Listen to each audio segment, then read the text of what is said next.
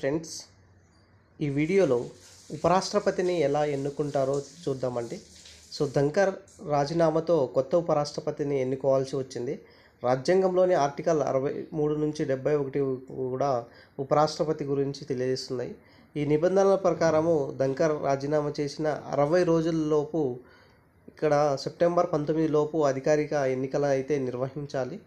ఓటర్లు లేదా electoral college parliament ఉభయ సభ సభ్యులై ఉండాలి. అదేవిధంగా ఒకే బదిలీ చేయగల ఓటు ద్వారా అనుపాత ప్రాతినిధ్య వ్యవస్థను ఉపయోగిస్తుంది. ఎంపీలు రహస్య బ్యాలెట్తో ఒకే బదిలీ చేయగల ఓటును వేస్తారు. ఎలక్టోరల్ కాలేజీలో మొత్తం 788 ఎంపీలు ఉన్నారు. లోక్సభలో 578, రాజ్యసభలో 245 మంది ఉన్నారు. జూలై 21న ధంకర్ రాజీనామా చేశారు కదా. 60 డేస్ లోపల దీనికి సంబంధించినటువంటి ఎన్నిక అయితే జరగాలి.